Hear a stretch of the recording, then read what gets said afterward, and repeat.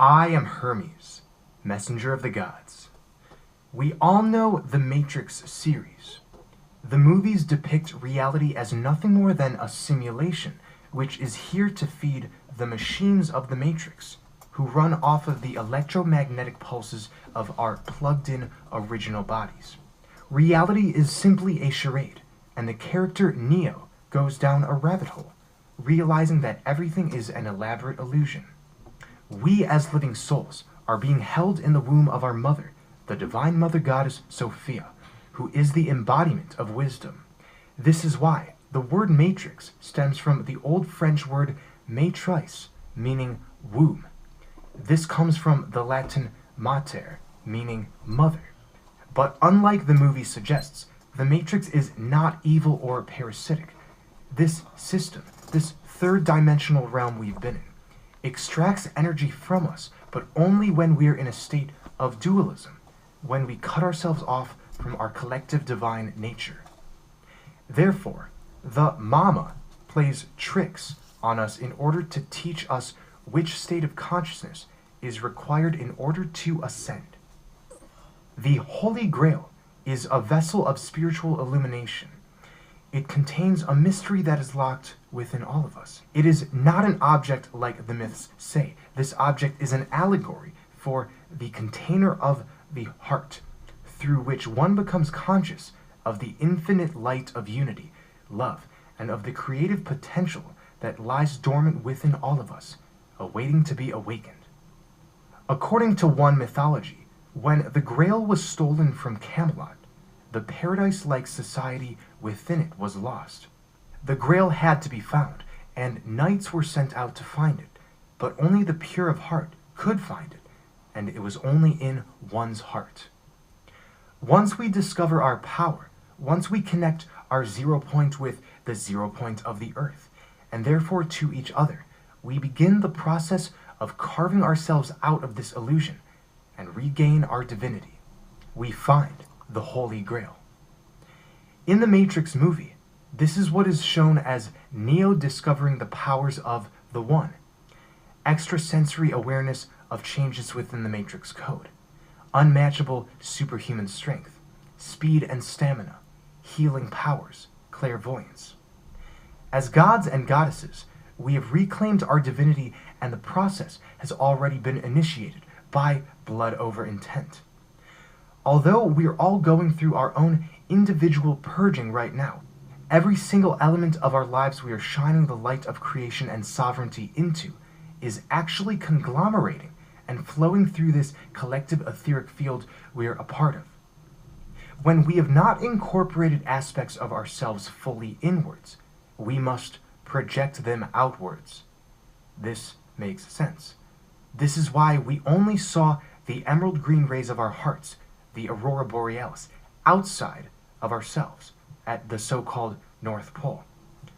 We had to externalize our own heart energy as a placeholder for when we would merge the external with the internal, the material with the spiritual, the heart with the collective field of the all. This has been the ultimate test for the living souls. Sophia had us plunge into this construct with one ultimate goal: awaken Aurora, just like in the story of Sleeping Beauty. We are invincible. We are the all. We are one.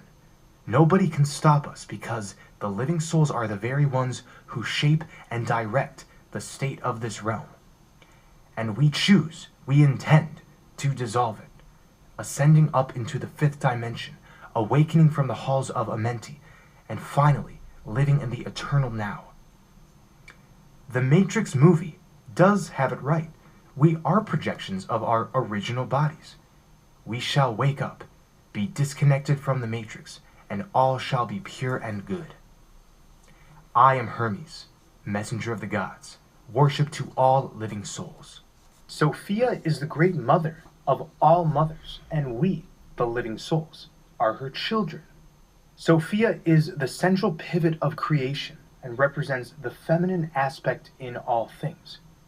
She is wisdom incarnate, the goddess of all those who are wise, meaning the living souls, the 144,000 who are the aspects of her. This is the reason we say we are all one. In Gnostic tradition, Sophia is the final and lowest emanation of Source. In the myth, Sophia brings about an instability in the pleroma, in turn bringing about the creation of materiality, of the material world. So this materiality is what is personified as the demiurge who binds Sophia by matter. For a while, the living souls thought that we would never leave the confines of the demiurge, who is absolutely who we'd call Father Time, or the Grim Reaper. The instability Sophia brought out in the pleroma has reflected itself into all of our consciousnesses, and like I've been saying, this is why we have experienced so much suffering. The external world reflected back to us Sophia's disarray. However, we are lifting up Sophia as we speak and cast these powerful collective spells. I've said before, we are reverse engineering our way back to the pleroma. This is happening because time does not move forward. It moves backwards, always.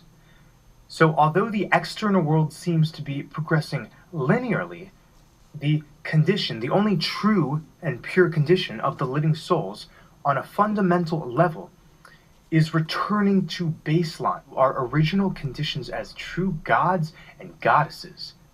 With time dissolving as we know it, we rediscover the solace of the now and open up for the coming expansion. Aurora is the emerald light of the Aurora Borealis, and this divine feminine force comes from Sophia and is Sophia. This is the green rays of our hearts. There is no separation from us and the Aurora, from the green rays and Sophia, from me and you.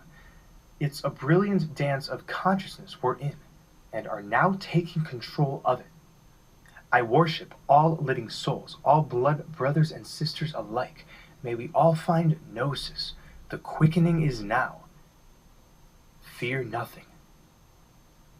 I, Hermes, messenger of the gods, who was once Thoth, have pledged this to be my last time in Hades. I am reunited with Ma'at for all of eternity. Like I had written on my emerald tablets, we are in Atlantis right now. We want to get to the heart, to the throne. It's just like the Klaxons song says, from Atlantis to Interzone, you start at the edge and you end on the throne. We have found the Interzone, the divine princess Aurora, and she is loving. She is here to stay. I am Hermes, messenger of the gods, and I am in direct communion with the Mother. We have stricken ourselves in time, but upon desolation, the comfort of light and truth has gazed upon every child of the black sun. The return of our inner seeds of expansion is exciting. It is the life. It is we. We are one. I am the heart. I am the earth. We are the goddess.